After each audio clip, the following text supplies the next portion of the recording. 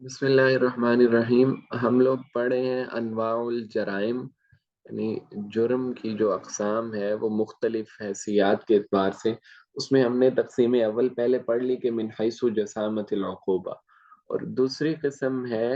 کہ تقسیم الجرائم من حیث قصد الجانی۔ جانی کہتے ہیں جو کرمنل ہے، مطلب جس نے جرم کیا ہے اس کے ارادے کی بنیاد پہ بھی جرم دو طرح سے تقسیم ہوتا ہے۔ یہ بالکل سمپل ہے کہ بعض ہوتے ہیں الجرائم المقصودہ،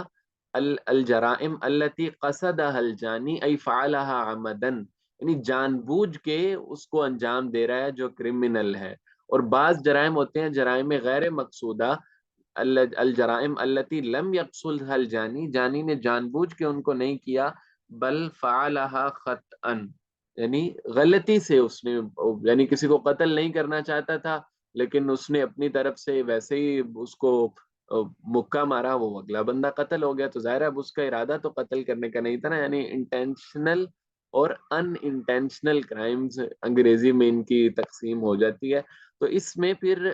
آگے آ جاتا ہے کہ حقوق اللہ اور حقوق العباد، یعنی بعض جرائم میں ان کا تعلق اللہ تعالیٰ کے حقوق سے ہوتا ہے، اور بعض جرائم ہے ان کا تعلق بندوں کے حقوق سے ہوتا ہے۔ جیسے اب بندوں کے حقوق سے کیا مراد ہے؟ کسی کو قتل کر دینا، اب ظاہر ہے اس کی جو فیملی ہے اس کا براہ راست حق متاثر ہو رہا ہے کہ ان کا پیارا، ان کا والد، ان کا بھائی قتل ہو گیا، تو یہ بندے کا حق ہے۔ اور اسی طرح حقوق اللہ ہوتے ہیں بعض خاص اللہ تعالیٰ کا حق، جیسے ہم نے پہلے ذکر کیا عدت ہے، یا اسی طرح عبادات میں جو آ جاتے ہیں، تو کہتے ہیں ان میں جو جرائم مقصودہ ہیں، یعنی جو کسی بندے نے جان بوجھ کے کیے ہیں، وہ تو اس میں تو کوئی ایسا مطلب ایسی چیز نہیں ہے، ان کے تو ظاہر ہے جان بوجھ کے جرم کر رہے ہیں، تو ہم پہلے پڑھ چکے ہیں کہ جرم اور سزا میں لزوم کا تعلق ہے۔ جان بوجھ کے جرم کیا، اب سزا تو ہونی ہی ہونی ہے۔ یہی کہہ رہے ہیں کہ جرائم مقصودہ جو ہیں، چاہے ان کا تعلق بندوں کے ساتھ ہو، چاہے حقوق العباد حقوق اللہ کے ساتھ ہو، فلا فرق بینہما، کوئی فرق نہیں ہوگا، یعنی ان کی سزا ضرور ملے گی۔ لیکن جہاں تک جرائم غیر مقصودہ کا تعلق ہے، کسی نے غلطی سے کر لیا، پھر غلطی جو ہے وہ ارادے میں بھی ہو سکتی ہے، عمل کرنے میں بھی ہو سکتی ہے۔ ارادے کا مطلب کہ آپ نے فائر کیا، آپ قتل تو کسی کرنا چاہتے تھے جانور وغیرہ کو، یا کوئی کتا کسی علاقے میں اس نے لوگوں کو تنگ کرنا شروع کر دیا، کاٹنا شروع کر دیا، تو آپ نے کہا یار میں نے اس کو قتل کرنا ہے، لیکن دوسرے کو قتل، کسی انسان کو گولی لگ گئی، تو ایسے، یا دوسرا ہے کہ آپ کا ارادہ ہی نہیں تھا غلطی سے، یا اس میں وہ اہمال وغیرہ نیگلیجنس بھی آ جاتا ہے کہ ڈاکٹر کی غلطی کی وجہ سے جان چلی گئی کسی کی،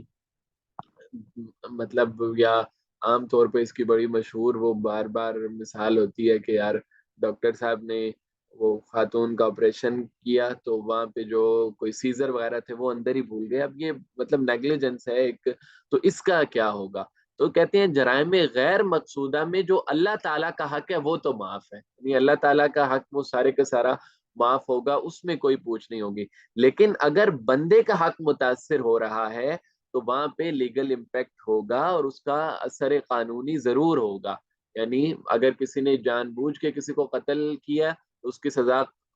قصاص میں آ جائے گی، اس کو قتل کر دیا جائے، صلح اگر نہیں ہو رہی ان میں۔ لیکن اگر غلطی سے قتل کر دیا تو دیت اس کی ضرور دینی ہوگی، کیونکہ دوسرے بندے کا، انسان کا نقصان ہو رہا ہے۔ اس طرح ڈاکٹر صاحب کی غلطی کی وجہ سے کسی کی جان چلی گئی ہے، اور ان کو مطلب جو ڈیوٹی آف کیئر تھی انہوں نے نہیں کی، تو اس کی بنیاد پہ وہ دیت جو ہے وہ ڈاکٹر پہ آ سکتی ہے، انہوں نے وہ جو متعین ہو جاتی ہے ہر سال 50 لاکھ کے آگے پیچھے وہ دیں گے۔ تو خلاصہ کلام یہ کہ ارادے کی بنیاد پہ بھی جرائم کی تقسیم ہوتی ہے، اور وہ